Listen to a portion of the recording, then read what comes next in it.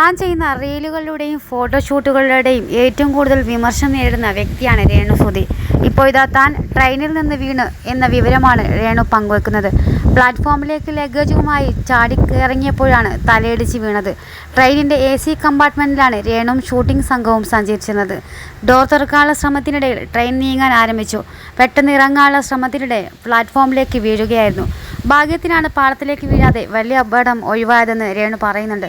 തുടർന്ന് ആശുപത്രിയിൽ പോയി CT സ്കാൻ ഉൾപ്പെടെ എടുത്ത് കുഴപ്പങ്ങളൊന്നും ഇല്ലെന്ന് ഉറപ്പ് വരുത്തിയെന്നും താരം പറയുന്നു. അതേസമയം രേണു സുധി ട്രെയിനിൽ നിന്ന് വീണെന്ന അനുഭവം പങ്കുവച്ച വീഡിയോയ്ക്ക് താഴെയും മോശം കമൻറ്റുകളാണ് വരുന്നത്. എന്നാൽ ഒരാൾക്ക് അപകടം പറ്റുമ്പോഴും ഇങ്ങനെ കമൻറ്റ് ചെയ്യുന്നവരെ വിമർശിക്കുന്നവരുണ്ടും. ഇപ്പോൾ സോഷ്യൽ മീഡിയയിലെ മറ്റൊരു വൈറൽ താരം അലിൻ ജോസ് പെരേരയുമായി പുതിയ ആൽബത്തിൽ അഭിനയിക്കുകയാണ് രേണു. തൻസീർ കൂത്തുപറമ്പാണ് ആൽബം സംവിധാനം ചെയ്യുന്നത്. സിനിമാ സീരിയൽ രംഗത്തെ സെലിബ്രിറ്റികളുടെ പുതിയതും പഴയതുമായിട്ടുള്ള അപ്ഡേറ്റുകൾക്കായി ഈ ചാനൽ സപ്പോർട്ട് ചെയ്ത് കൂടെ നിൽക്കാൻ മറക്കല്ലേ.